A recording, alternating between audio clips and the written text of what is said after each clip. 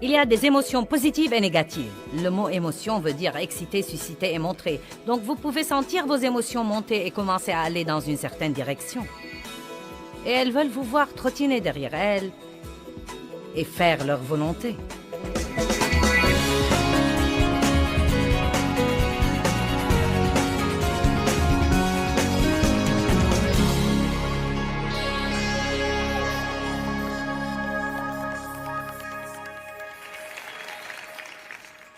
Je veux vous parler ce matin simplement, mais profondément de l'importance d'être stable. Stable, digne de confiance, fiable, sans des hauts et des bas dans vos humeurs et vos engagements, mais stable, sans laisser vos circonstances vous dicter ce que vous devez ressentir et faire, mais rester stable. Bâtir votre vie sur le roc qui est la parole de Dieu, qui est le Christ lui-même. Je crois que nous voulons être stables avant tout pour honorer Dieu. Nous voulons que Dieu puisse compter sur nous. Mais je crois aussi qu'il y a d'autres choses liées à la stabilité que nous ne comprenons peut-être pas. Par exemple, je crois que beaucoup de gens ont beaucoup de capacités, de merveilleux dons et talents et facultés. Ils ont des rêves et des visions. Ils se voient faire des choses. Ils croient qu'ils sont appelés à faire des choses.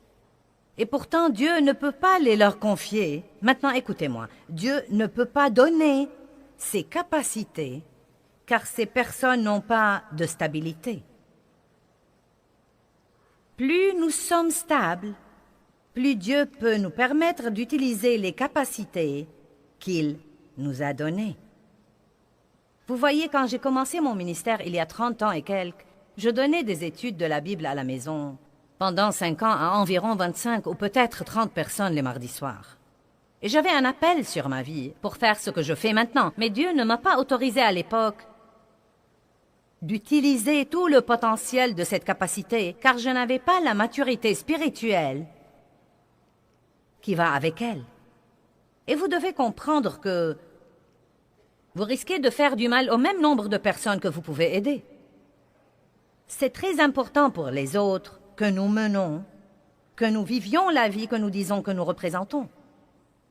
C'est très important, comme parents, que vous soyez stables devant vos enfants.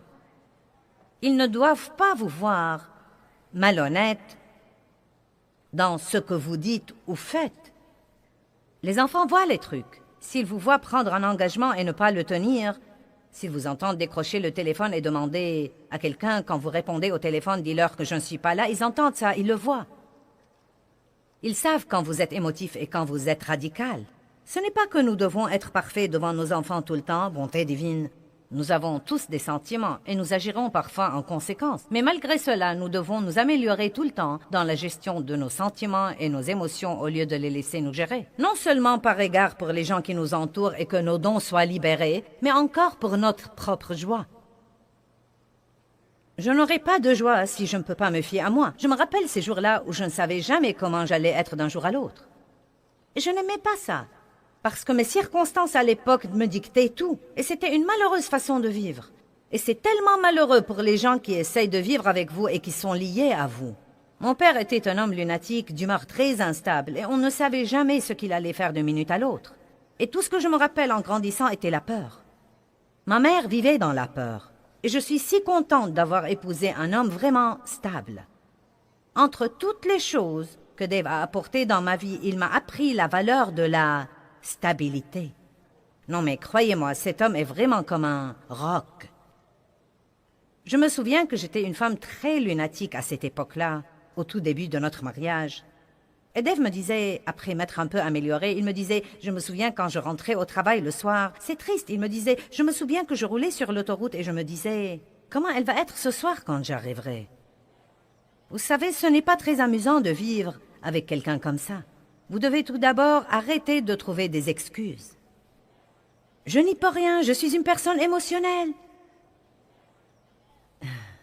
Eh bien, si tu supportais ce que je supporte, tu piquerais aussi des colères.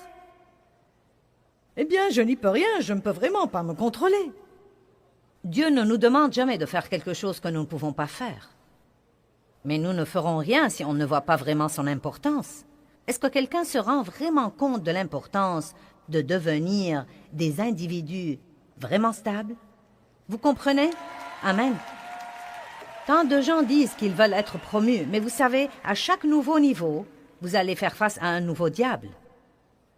Et si vous ne savez pas rester stable, quand vous êtes éprouvé et testé, même si Dieu vous promouvait, il vous rétrograderait la semaine d'après, car vous prouvez très vite que vous n'avez pas ce qu'il faut pour être où vous êtes. Dieu exige que ceux qui le servent fassent attention. Fassent attention à ce qu'ils font, fassent attention à ce qu'ils disent, qu'ils soient stables, sûrs, fiables, difficilement secoués et qu'ils contrôlent leurs émotions. Maintenant, nous sommes en guerre, pour ainsi dire. La Bible dit que les armes de notre guerre ne sont pas charnelles. Nous savons donc que nous sommes en guerre. C'est une guerre spirituelle. Nous avons un ennemi. Il s'appelle Satan. Et il nous attaque de beaucoup de façons différentes. Je viens de donner une série intitulée « Les stratégies de Satan » où j'ai parlé de ce trompeur. Il attaque nos pensées. Il est le destructeur. Il amène des circonstances dans notre vie dans l'espoir de détruire notre foi. C'est un dirigeant et un contrôleur. Il veut nous rendre passifs dans la prise de nos décisions et il nous manipule et nous empêche d'utiliser notre volonté pour prendre nos décisions d'après la parole de Dieu. Et il est l'accusateur des frères. Il nous tente de faire quelque chose de mauvais et nous accuse par après pour l'avoir fait. Amen. Donc nous avons un ennemi et il va lutter. Mais nous luttons dans la victoire. Nous n'essayons pas de remporter la victoire. En réalité, nous avons déjà la victoire. Le plus grand vit en nous. Nous sommes plus que conquérants. Nous avons été délivrés du royaume des ténèbres et transférés au royaume de lumière. Nous n'essayons pas d'avoir ces choses. Nous les avons déjà. Mais c'est important de pouvoir nous discipliner pour mener un style de vie stable et gérer nos émotions, tout comme nous devons contrôler notre bouche. Quelqu'un peut dire Amen? Tout comme nous devons contrôler notre pensée. Quelqu'un peut dire Amen? Nous devons également contrôler nos émotions. Pouvez-vous tous dire Amen? Vous pouvez vous lever le matin et penser que vous aurez une merveilleuse journée. Et si vous n'êtes pas stable émotionnellement, quelque chose peut arriver et vous faire exploser. Et tout à coup, cette journée, qui allait être merveilleuse à 8 heures, est complètement ruinée avant 9 heures, et vous passez le reste de la journée dans une frénésie émotionnelle. Mais ce ne devrait pas être comme ça. Dans 1 Chronique 12:33, quand David est allé à la guerre, il a demandé 50 000 hommes de différentes troupes. Mais quand il a envoyé ses leaders pour les assembler, il leur a dit 50 000 hommes qui soient dignes de confiance, fiables et stables.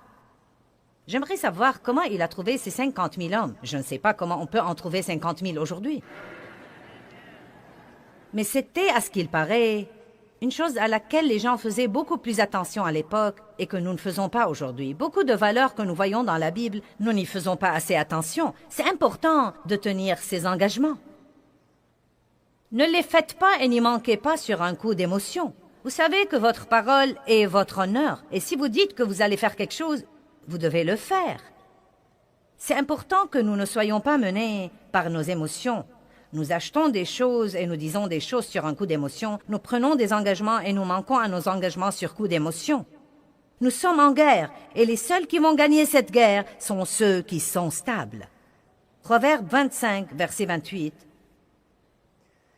est un verset merveilleux. Nous allons vous le mettre sur l'écran. L'homme qui ne gouverne pas son esprit est comme une ville en ruine et sans murailles. Maintenant, dans l'Ancien Testament, toutes les villes étaient entourées de murailles, car ces murailles étaient leur protection. Et quand ces murailles étaient détruites, la ville devenait ouverte à l'ennemi. Eh bien, vraiment, cela veut dire que si vous ne gouvernez pas vos émotions, si vous Ne faites pas attention à vos pensées et à vos paroles si vous n'avez aucune autorité sur vous-même et que vous faites tout ce dont vous avez envie. Vous serez donc comme une ville en ruine et sans murailles. Qu'est-ce que cela veut dire? Vous êtes grand ouvert à l'ennemi. Nous pouvons éviter beaucoup d'ennuis que nous avons avec Satan. J'ai dit que nous pouvons éviter beaucoup d'ennuis que nous avons avec Satan simplement si nous arrivons à maîtriser ses émotions et si nous arrêtons de les laisser nous gouverner. Pourquoi croyons-nous que parce que nous ressentons une certaine émotion, nous devons réagir à ça? Nous ne sommes pas obligés. Je me souviens que je piquais des colères avec mes enfants et que j'étais exaspérée parce qu'ils mettaient du désordre dans la maison. Mais vraiment, c'est moi qui étais en désordre et j'étais vraiment frustrée. Toutes les petites choses me faisaient exploser et je criais « Ah !» Je sais qu'aucun d'entre vous ne fait ça. Mais peut-être qu'il y a quelqu'un qui nous regarde à la télé qui a besoin d'écouter ça. Puis j'avais mes crises de larmes et je m'apitoyais sur moi-même après avoir tempêté et crié après mes enfants. Et ils pleuraient tous et ils étaient blessés. Oh Dieu, je suis désolée, mais je n'y peux rien. Je ne sais pas ce qui ne va pas chez moi. Je me mets très en colère et je n'y peux rien. Et Dieu m'a appris que je pouvais rester calme si je le voulais. Il m'a donné l'exemple suivant. Si ton pasteur se montrait à la porte en ce moment, tu surmonterais ta crise et tu le feras en 1 seconde. Et avant d'arriver à la porte d'entrée, tu serais complètement différente. Eh bien, le Seigneur soit loué! Gloire à Dieu! Et je dis aux gens tout le temps, si vous étiez dans une de vos crises derrière les portes fermées et que je me montrais, vous changeriez tout de suite. Donc nous pouvons nous contrôler. Et tant que nous ne croyons pas ça, rien ne va changer. J'ai dit que nous pouvons nous contrôler.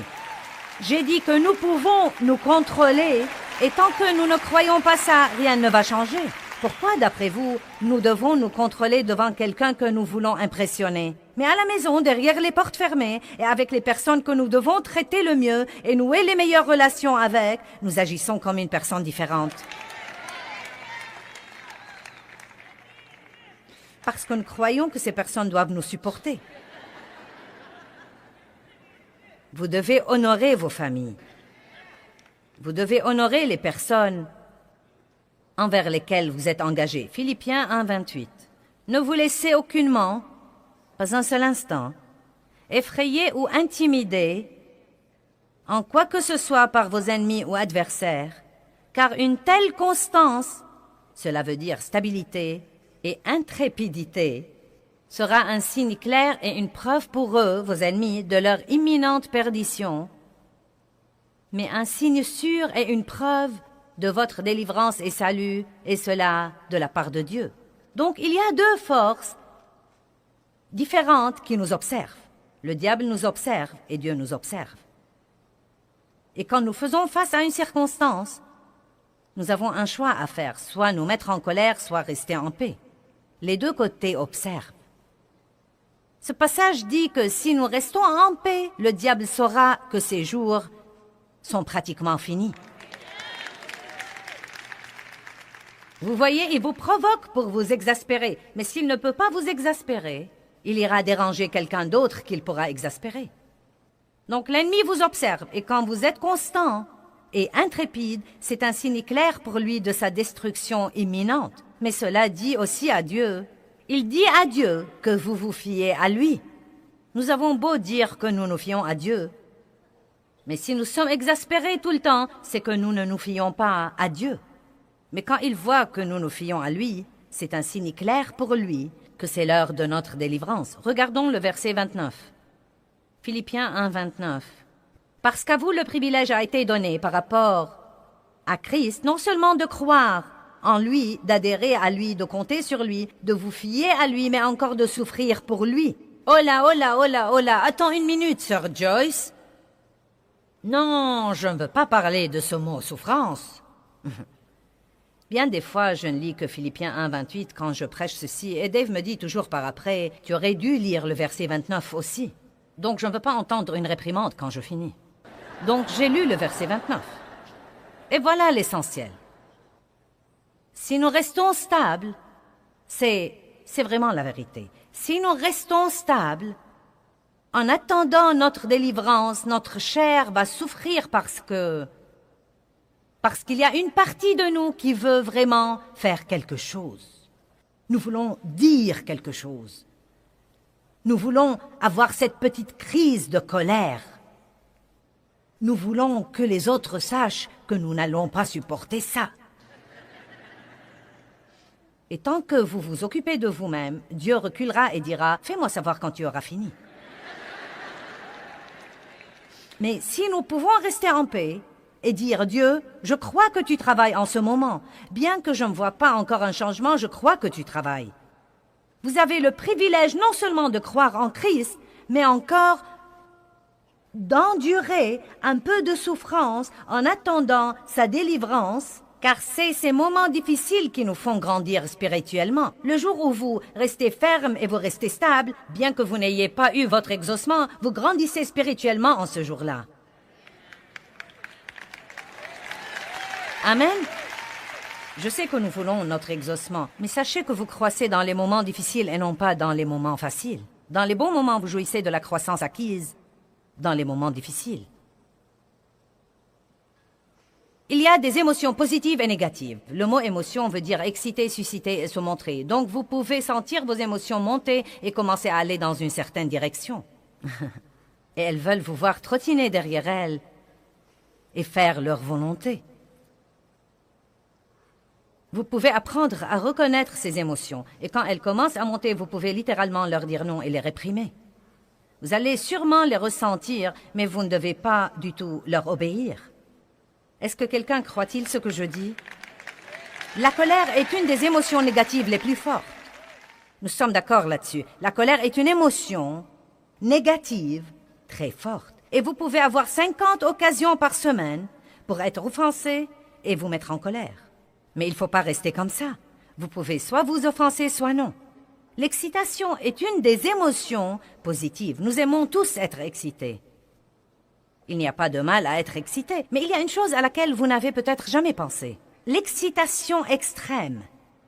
L'excitation, qui n'est pas encore disciplinée, peut vous pousser parfois à penser à des décisions et même vous pousser à prendre des décisions d'après cette excitation qui peuvent vous causer beaucoup de problèmes par après. Car si nous prenons des décisions sur un coup d'excitation, qu'allons-nous faire quand nous ne sommes plus excités? Car vous n'allez pas garder ce niveau d'excitation. Maintenant, je sais ça. Je le crois. J'essaie de vivre en conséquence. Mais il y a 2 semaines environ, je me suis emballée pour quelque chose. Et je me suis laissée trop emballer. Et j'ai commencé à prendre des décisions qui n'étaient pas pleines de bon sens.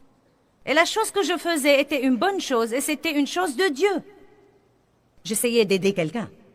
J'aime beaucoup aider les autres. Et je ne dis pas ça pour me vanter car j'ai passé beaucoup d'années à ne vouloir aider personne à part moi-même. Donc Dieu m'a certainement changé.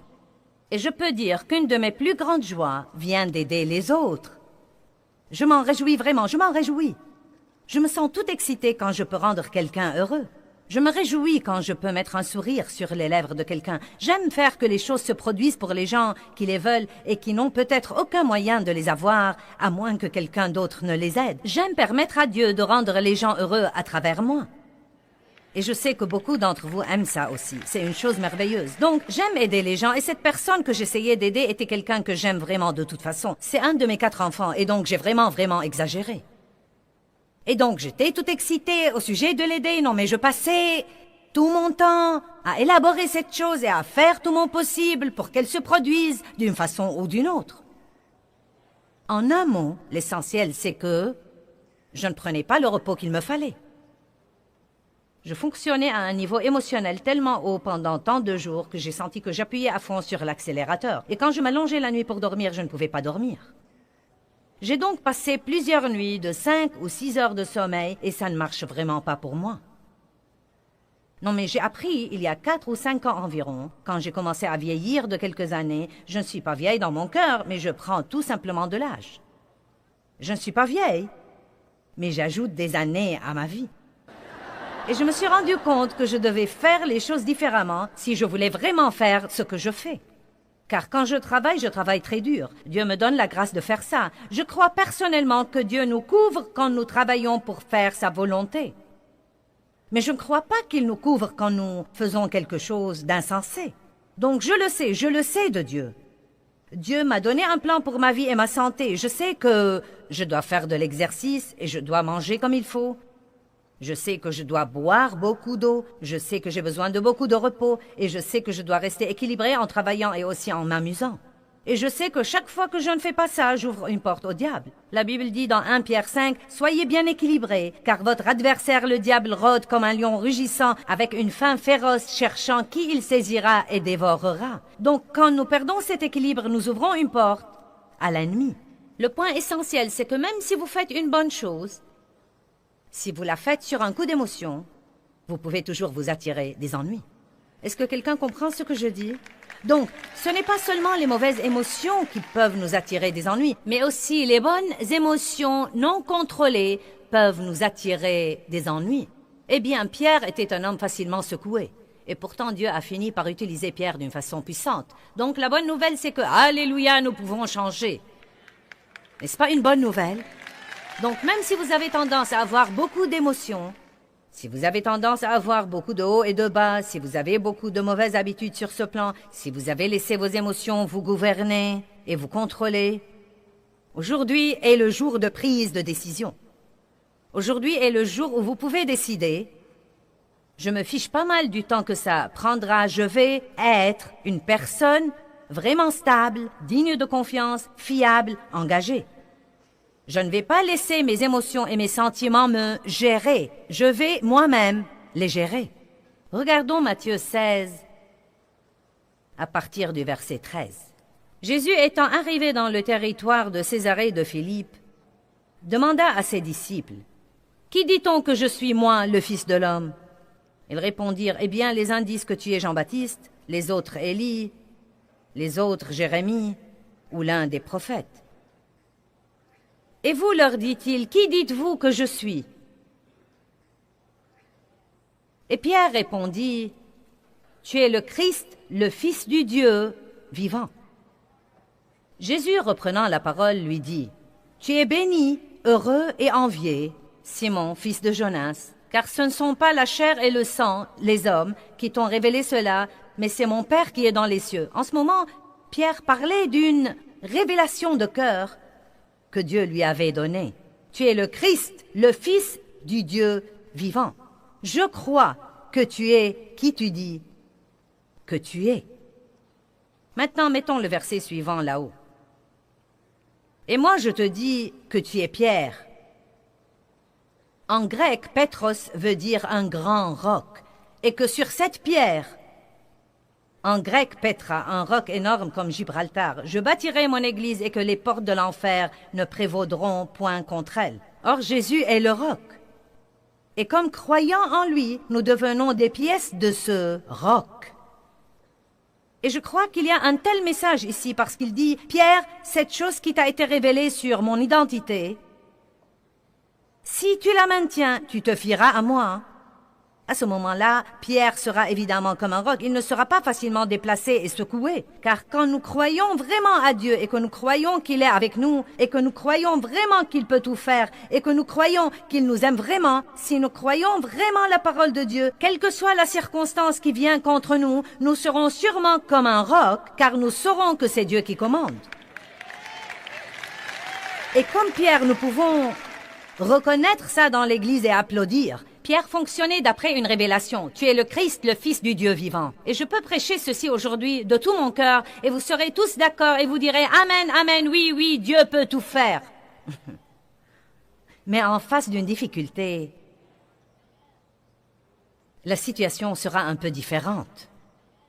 Jésus lui a dit, tu es une pièce de ce roc, et sur ce roc je bâtirai mon église, et les portes de l'enfer ne prévaudront point contre elle. Je veux que vous vous rendiez compte que si vous pouvez rester stable, les portes de l'enfer ne prévaudront pas contre vous. C'est juste là, dans la parole de Dieu. Si vous restez stable et ferme, les portes de l'enfer ne prévaudront point contre vous. Puis il dit, et je vous donnerai l'autorité. Tout ce que vous lierez sera lié, et tout ce que vous délierez sera délié. Du point de vue de la stabilité, nous avons le pouvoir et l'autorité sur le diable. C'est pourquoi c'est si important tous les jours de chausser la paix. C'est le seul moyen dont vous pouvez vaincre le diable. Si vous n'avez pas la paix, vous n'aurez aucune puissance. Amen. Proverbe 25, verset 28 dit « L'homme qui ne gouverne pas son esprit ressemble à une ville qui est en ruine, une ville sans murailles. » Cela veut dire que nous sommes sans protection. Je ne crois pas que nous puissions imaginer, sans des études minutieuses sur ce plan, à quel point c'est important d'être stable dans toutes les situations.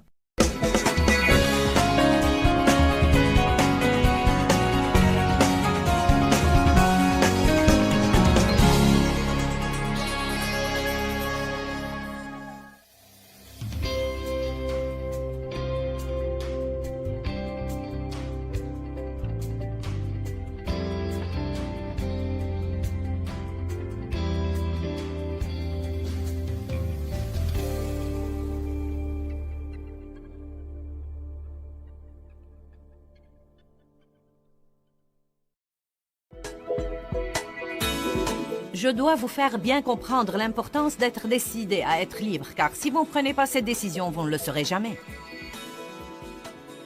Le diable est déjà furieux que vous soyez sauvés. Mais il ne veut absolument pas que vous soyez libre.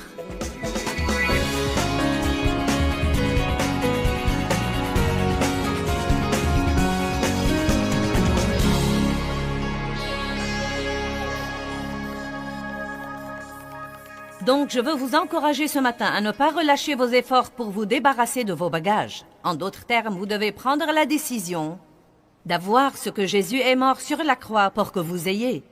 De ne pas vous contenter d'un pis-aller, de ne pas vous enliser dans un moment qui date de 10 ou de 15 ans quelque part dans votre passé et de le laisser vous accompagner dans votre avenir et vous en priver. Mais si vous voulez être libre, vous devriez vous rendre compte qu'il faut coopérer avec le Saint-Esprit et être très décidé que vous n'allez absolument pas vivre dans l'esclavage.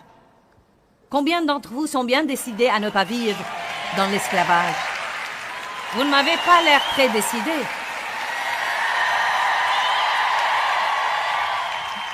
Matthieu 7, 13. Vous savez, j'étais un vrai gâchis quand je suis entrée en relation sérieuse avec Dieu et j'étais chrétienne depuis longtemps, mais je n'étais pas une chrétienne sérieuse. Et vous savez, il y a une différence. J'étais une chrétienne pratiquante, mais pas une chrétienne qui laissait Dieu s'occuper d'elle dans sa vie de tous les jours. Et une fois que vous recevez le Christ comme votre sauveur, vous devez passer le reste de votre vie à grandir en lui et à essayer de lui ressembler. Nul de nous n'est là où il devrait être. Mais avec chaque année qui s'écoule, nous devrions pouvoir dire « Dieu merci, je ne suis pas là où j'étais. Je suis en route, je suis bien, je fais mon chemin, je ne suis pas arrivé, mais je ne vais pas regarder en arrière, je vais regarder en avant. » Eh bien, quand Dieu a commencé à s'occuper de moi, j'ai senti, comme beaucoup d'entre vous, que j'étais la seule au monde dont il s'occupait. Ça vous arrive parfois? Non, mais pourquoi moi? Pourquoi moi? Vous savez, ou tu ne t'occupes pas des autres comme tu t'occupes de moi. Et donc, c'était précisément le jour du Nouvel An, et je lisais Matthieu chapitre 7, versets 13 et 14, que vous connaissez probablement bien, et j'avais plutôt un esprit ronchon en moi. Ça vous arrive d'avoir un esprit ronchon quand vous priez? Vous ronchonnez auprès de Dieu? Et donc, Jésus dit, « Entrez par la porte étroite, car large est la porte, et spacieux et vaste est le chemin qui mène à la perdition, et il y en a beaucoup qui entrent par là. Mais étroite est la porte, rétrécie par la pression, et resserrée et rétrécie est le chemin qui mène à la vie, et il y en a peu qui les trouvent. » Donc il dit qu'il y a deux chemins que nous pouvons emprunter, soit le chemin spacieux où il fait bon se promener, où il y a beaucoup de place, où il y a beaucoup de monde aussi, soit le chemin étroit qui est rétréci par les pressions de la vie. Et il dit, il y en a peu qui le trouvent. Maintenant, le chemin spacieux mène à la perdition. Et le chemin étroit mène à la vie. En d'autres termes, si vous faites ce qui est facile maintenant, vous allez manquer la véritable vie que Dieu vous a réservée. Et je ne parle pas de mourir et d'aller au ciel. Non, mais j'ai rencontré beaucoup de difficultés pendant ces 30 dernières années avant d'être ce que je suis. Mais je jouis maintenant d'une telle liberté dans ma vie et je peux vous dire que la plupart des gros problèmes que j'ai traités il y a 32 ans quand j'ai été rempli de l'esprit et que j'ai commencé une marche sérieuse avec Dieu, la plupart de ces problèmes n'existent plus maintenant, du moins pas sérieusement. Je portais un sac de culpabilité tout le temps. Je me sentais coupable si je ne me sentais pas coupable. Je me souviens de l'époque où j'ai commencé à me libérer de la culpabilité. Puis un jour, je me suis sentie coupable car je ne me sentais pas coupable. Je ne me sentais pas bien si je ne me sentais pas mal. En êtes-vous jamais arrivé là? Vous ne vous sentez pas bien si vous ne vous sentez pas mal. Et j'étais furieuse. J'étais pleine d'amertume, de ressentiment, de non-pardon. Non mais vraiment, je me souviens que j'étais probablement plus souvent en colère que je n'étais paisible. J'étais en fait en colère ou fâchée à cause de quelque chose, plus que je ne marchais dans l'amour. Et donc, je portais tout ce rebut avec moi. J'avais toujours en moi une racine de rejet à cause des abus sexuels de mon enfance. Et j'allais à l'église en portant tous mes bagages. Je fonctionnais dans la société en portant tous mes bagages. Et ce que j'avais en fait était un dysfonctionnement fonctionnel. En d'autres termes, nous sommes si habitués à notre dysfonctionnement que nous apprenons à fonctionner avec. Et donc nous décidons, eh bien, c'est tout ce que je peux avoir. Un pis-aller pour moi. Toutes ces choses me sont arrivées et je ne pourrai jamais être ce que j'aurais dû être. Je ne pourrai jamais avoir la vie que j'aurais dû avoir. Et c'est en réalité une grave erreur, car vous portez cette petite racine de ressentiment. Eh bien, si ceci ne m'était pas arrivé, j'aurais pu. Et si vous aviez fait ceci, j'aurais pu. Et si cela ne m'était pas arrivé, j'aurais pu. Si j'étais allé à l'université, si je n'avais pas été abusé, si j'avais eu plus d'argent, si mes parents m'avaient aimé un peu plus, si. Et tout ça, c'est un tas de mensonges du diable. Mais si vous vous accordez avec les mensonges du diable, vous aurez ce qu'il vous dit que vous aurez.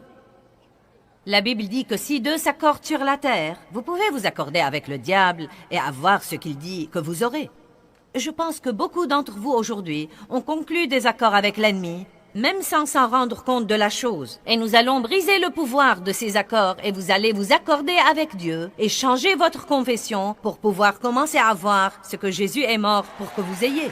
Mais je veux vous provoquer. Je pourrais même essayer de provoquer votre colère un peu. Non, mais comme une colère sainte contre tous les trucs stupides où vous avez baissé les bras et que vous avez permis au diable de vous faire. Et je veux que vous sortiez d'ici bien décidé, c'est fini. Si quelqu'un peut avoir la liberté, je peux l'avoir. Si quelqu'un peut surmonter la culpabilité, je peux la surmonter. Si quelqu'un peut vivre sans peur, je peux vivre sans peur. Si quelqu'un peut oublier son passé, je peux moi aussi oublier mon passé. Vous savez pourquoi? Dieu ne fait point exception de personne et vraiment, s'il le fait pour quelqu'un d'autre, il le fera pour vous. Mais vous devez être personnellement décidé à rester sur le chemin étroit qui mène à la vie. Donc, comme je lisais ce passage l'autre jour, chemin spacieux, chemin étroit, je murmurais à Dieu à propos de toutes les choses qu'il traitait en moi. Il traitait en moi à propos de ma bouche et de ma pensée, à propos de mon attitude, à propos de ma soumission à Dave. Il traitait en moi à propos de mon égoïsme. Il traitait en moi. Et je demandais à Dave, est-ce que Dieu traite en toi à propos de quelque chose? Et il répondait non. Et cela m'exaspérait vraiment. Combien d'entre vous, quand Dieu s'occupe d'eux, voudraient qu'il s'occupe de quelqu'un d'autre? N'est-ce pas exaspérant quand vous avez l'impression qu'il ne s'occupe que de vous? Et donc, j'ai dit au Seigneur, je lui ai dit, « Eh bien, Seigneur, on dirait vraiment que mon chemin se rétrécit de plus en plus au fil des années. » Non, mais je sais qu'il y a le chemin étroit, mais voilà mon chemin, Dieu. Et il a l'air d'être plus étroit que celui de tous les autres. Et c'est ce que le Seigneur m'a dit. Il m'a dit, « Sur le chemin étroit, il n'y a pas de place pour les bagages de la chair. » Et donc, quand vous y pensez, si je ramassais tous ces trucs et que j'essayais de traverser un couloir étroit, je ne pourrais pas y arriver. Donc, si vous voulez rester sur ce chemin étroit qui va vous mener à une vie merveilleuse de liberté et de joie, non mais et de paix quand il n'y a aucune raison d'être paisible, et de joie quand il n'y a aucune raison d'être joyeux. J'ai fait un petit voyage avec ma fille la semaine dernière. Et c'est la première fois que je fais quelque chose comme ça. Je n'ai rien pris pour travailler, rien pour étudier et je ne voulais rapporter aucun projet. Nous avons filé, elle et moi, et nous sommes allés quelque part ensemble pour 7 jours environ. Et nous en sommes arrivés au point où nous éclations de rire, rien qu'à nous regarder. Non, mais il n'y avait rien de drôle et nous étions pliés en deux de rire, rien qu'à nous regarder. Et c'est le genre de joie que je veux avoir, où le seul fait d'être vivant est drôle. Amen. Où le seul fait de se lever tous les jours et de pouvoir respirer est drôle. Ne vous contentez pas d'un pis-aller. Ne vous contentez jamais d'un pis-aller qui vous rendra fonctionnellement dysfonctionnel. Je dois vous faire bien comprendre l'importance d'être décidé à être libre, car si vous ne prenez pas cette décision, vous ne le serez jamais. Le diable est déjà furieux que vous soyez sauvés. Mais il ne veut absolument pas que vous soyez libre. Car si vous vous libérez vraiment et que vous commencez à être heureux, et à être vraiment paisible, et que vous savez vraiment qui vous êtes dans le Christ, et que vous pouvez vivre sans vous inquiéter de tout ce qui se passe autour de vous tout le temps, si vous menez vraiment la vie de la résurrection, à ce moment-là, quelqu'un d'autre risquerait de vouloir ce que vous avez. Et alors, votre vie peut mener quelqu'un d'autre au Seigneur, et vous pourriez démarrer un renouveau de la foi. Et le diable ne veut pas ça. Il veut vous tenir dans l'esclavage rempli de culpabilité, de honte, ayant mauvaise conscience à propos de quelque chose, toujours inquiet à propos de quelque chose. Et vous déguisez tout ça, vous le prenez à l'église, vous souriez à tout le monde, le Seigneur soit loué, gloire à Dieu, alléluia, merci Jésus. Alors que vous avez tout ce gâché au-dedans de vous. Eh bien, je ne vais pas vivre comme ça. Et si vous écoutez mon enseignement, je ne vais pas vous laisser vivre comme ça non plus. Mais acharnez-vous dans votre détermination pour atteindre votre but, qui devrait être la liberté complète de tout esclavage. Regardons Philippiens 3. Verset 10. L'apôtre Paul semble avoir le même problème que beaucoup d'entre nous, sauf qu'il s'en est occupé mieux que nous le faisons nous-mêmes. Et dans le verset 10, Paul dit qu'il avait le but déterminé de connaître le Christ et la puissance de sa résurrection, qu'il a ressuscité d'entre les morts, même de son vivant. Il y a une vie que nous pouvons vivre qui s'appelle la vie de la résurrection, où vraiment, quoi qu'il arrive autour de nous, nous nous sentons élevés au-dessus de lui. Verset 11, il continue disant, « Pour parvenir, si je puis, à la résurrection spirituelle et morale qui me ressuscite d'entre les morts même de mon vivant. Ce n'est pas que je l'ai déjà atteinte ou que j'ai déjà atteint la perfection, mais je cours pour tâcher de saisir et de m'approprier la chose pour laquelle le Christ Jésus est mort pour me saisir. » Et c'est le verset que j'aime. Paul dit, « Regardez, je vais dans une direction déterminée et je suis décidé à saisir cette chose pour laquelle le Christ Jésus est mort pour pouvoir me saisir. Jésus n'est pas mort pour que nous puissions avoir une nouvelle misère et coller une étiquette chrétienne dessus. Il est mort pour que nous puissions être libres. Le royaume de Dieu est la justice, la paix et la joie. Avoir une bonne relation avec vous-même, savoir que vous êtes juste devant Dieu par le sang de Jésus-Christ, ne pas avoir à vous inquiéter de ce que les gens pensent de vous ou de ce qu'ils disent à votre sujet, ne pas vivre pour plaire aux gens et être manipulé par tous les autres tout le temps, c'est la liberté. Savoir qui vous êtes dans le Christ est une liberté. C'est une liberté de se plaire à soi-même et d'avoir une bonne relation avec soi-même. Si vous vous aimez, vous ne serez jamais à court de bons amis. J'ai dit que si vous vous aimez, vous ne serez jamais à court de bons amis. Ensuite, il dit, « Je ne pense pas moi-même l'avoir saisi. Mais je fais une chose, j'ai une aspiration, oubliant ce qui est en arrière, et me portant vers ce qui est en avant. Je cours vers le but. » Vous savez, mes amis, aller de l'avant fait partie de la fidélité et fait partie de trouver cette vie de la résurrection dans le Christ. Paul n'a pas dit « chacune de ces déceptions que j'ai eues et chacune de ces choses que j'ai endurées, je les ai emballées dans mes sacs et je les porte avec moi de peur de les oublier. » Il n'a pas dit « avec chaque erreur que je fais, je mets un peu de culpabilité dans mon sac et je le porte avec moi pour que je me rappelle quel misérable j'étais. » Il n'a pas dit « chaque fois que je faisais une erreur et que je gaffais, je craignais de faire une autre erreur à tel point que la peur m'a presque complètement contrôlé. » Non, Paul a dit « toutes les choses qui sont des déceptions, toutes les choses qui pourraient me rabaisser, Je suis bien décidée à les oublier et à aller de l'avant. Vous savez pourquoi? Si vous portez tous ces bagages avec vous, vous n'aurez aucune force pour aller de l'avant. Tout ce que vous pouvez faire, c'est de survivre jour après jour. Je me demande combien de gens sont venus ici ce week-end pour ces 3 jours et qui se sentent pratiquement complètement épuisés et peut-être même qu'ils ont dit à Dieu, « Si tu ne me parles pas ce week-end, je ne crois pas que je peux continuer. » Car vraiment, vous aimez Dieu, mais vous survivez jour après jour en essayant littéralement de venir à bout de chaque jour. Et je suis là pour vous annoncer que vous n'avez pas à vivre comme ça. Vous n'avez pas à venir à bout de chaque jour. Vous pouvez attendre le jour avec impatience et le lendemain avec impatience et vous pouvez attendre l'avenir avec impatience. Et vous n'avez pas à regarder en arrière sauf pour apprendre de vos erreurs. J'ai une nouvelle attitude en ce qui concerne les choses qui ne marchent pas. Je n'ai pas peur d'essayer de nouvelles choses car je me dis que si ça ne marche pas, j'apprendrai au moins que ça ne marche pas et que je ne devrais plus l'essayer. Ne menez pas votre vie dans la peur. S'acharner veut dire ne manifester aucune diminution d'intensité ou de force. S'acharner, c'est la détermination de ne jamais, jamais, jamais abandonner. Si vous sentez d'une façon ou d'une autre que vous en êtes à un point dans votre vie où vous avez manqué le meilleur de Dieu pour vous, la dernière chose au monde que vous devez faire, c'est de vous adapter et de vous contenter d'un pis-aller, car Dieu est le Dieu de la 2e chance et de la 3e chance, et des nouveaux commencements. Croyez-moi, il s'intéresse aux nouvelles choses. Nouvelle alliance, nouveau jour, nouveau ciel, nouvelle terre, nouvelle nature, nouvelle vie. Dieu a toujours quelque chose de nouveau à nous donner et nous nous cramponnons toujours au vieux rebut. Vous devez briser le pouvoir des mauvais accords par la prière et la proclamation.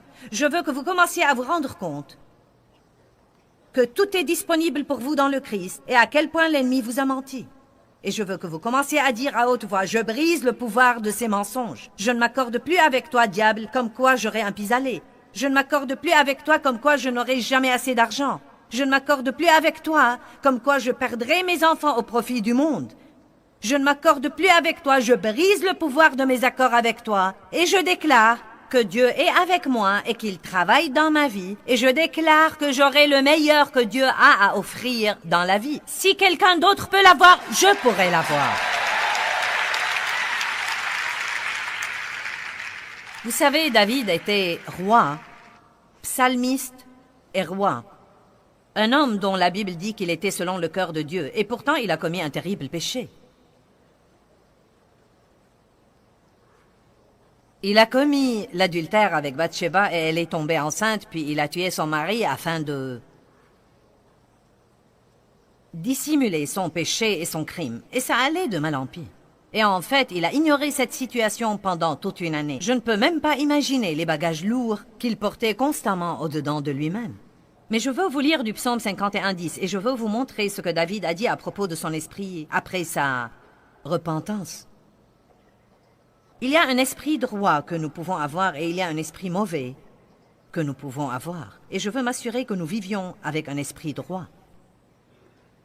Maintenant, ça va être une partie principale de mon enseignement demain et donc je veux que vous le compreniez. Crée en moi un cœur pur, ô Dieu, et renouvelle au-dedans de moi un esprit droit. Écoutez ce que dit la Bible amplifiée. Elle dit « Renouvelle un esprit droit, persévérant et ferme au-dedans de moi. » Donc pour moi, ce que David dit là, c'est qu'il a passé cette année-là dans un gâchis en portant tous ses bagages au-dedans de lui et en essayant d'ignorer son péché. Je ne peux même pas imaginer la misère qu'il ressentait. Mais il s'est repenti et il est allé devant Dieu et il a dit « Dieu, crée en moi un cœur pur de nouveau. Pardonne-moi mes péchés et crée en moi un cœur pur et renouvelle en moi un esprit droit, bien décidé, persévérant et ferme, un esprit qui refuse d'abandonner, un esprit qui dit « Je ne vais pas m'enliser dans mon erreur passée. Je sais que ce que j'ai fait est mauvais, mais je ne vais pas m'enliser dans ce péché. Je ne vais pas vivre à jamais dans la culpabilité et la condamnation à cause de ce que j'ai fait. Donne-moi de nouveau l'esprit qui te fait plaisir. Donne-moi un esprit qui dit « Je ne vais pas renoncer et je ne vais pas abandonner. » Allez, donnez gloire à Dieu.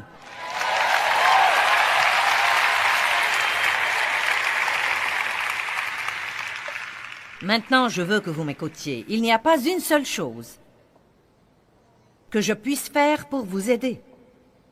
Il n'y a rien que Dieu puisse faire pour vous aider si vous n'avez pas au-dedans de vous le feu du Saint-Esprit. Allez, j'ai dit que vous devez avoir au-dedans de vous le feu du Saint-Esprit et c'est vous personnellement qui devez déclarer sur votre vie « Je ne vais pas vivre de cette façon ». Est-ce que tu m'entends, diable? Je ne vais pas vivre de cette façon. Est-ce que vous m'entendez, démon? Je ne vais pas vivre de cette façon. J'aurai le meilleur que Jésus est mort sur la croix pour me donner. Moi, je l'aurai au nom de Jésus. Et aucun diable ne pourra me l'enlever. Ne passez pas votre vie à ne rien faire et à écouter le témoignage merveilleux de quelqu'un d'autre. Vous avez votre propre témoignage. Vous avez un témoignage qui n'a pas besoin de 50 ans de suivi. Prenez conseil si vous en avez besoin et allez de l'avant. Et ayez une vie. Ne restez pas toutes les semaines dans un groupe où chacun pleure sur l'épaule de l'autre au sujet du passé. Amen. Et je n'ai rien contre l'aide psychosociale. Les ministères de la miséricorde sont ici et nous aidons ces filles à avoir l'aide psychosociale. Comment vont mes amis là-bas? Je vous aime. Vous n'en avez pas assez d'écouter mes sermons au ministère de la miséricorde? Eh bien, ils les leur font écouter tous les jours. Ayez de l'aide psychosociale. Mais vous savez ce que j'aime? Beaucoup de ces filles passent leur diplôme, puis deviennent des conseillères, ou travaillent dans les ministères, ou vont quelque part dans le but d'aider les autres. Et je crois que Dieu a un plan pour nous. Et il me l'a dit un jour en 3 mots, 3 mots. Eh bien, 3 sections: blessées, guéries et prêtes à aider. Et je crois que c'est ce que veut Dieu. Il ne veut pas que nous soyons blessés, mais quand nous le sommes, il dit « je vous guérirai ». Mais il ne veut pas que nous nous arrêtions là à nous réjouir de notre guérison. Il ne veut pas que nous passions notre vie blessée. Il ne veut pas que nous restions là à nous réjouir de notre guérison, mais que nous soyons prêts à aider quelqu'un d'autre. Et vous savez quoi? Si vous voulez vraiment vous venger du diable pour tout ce qu'il vous a fait, guérissez et commencez vraiment à aider quelqu'un d'autre. Je crois que je fais au diable une dépression nerveuse tous les jours. J'ai passé assez d'années à ne rien faire et à m'apitoyer sur mon sort.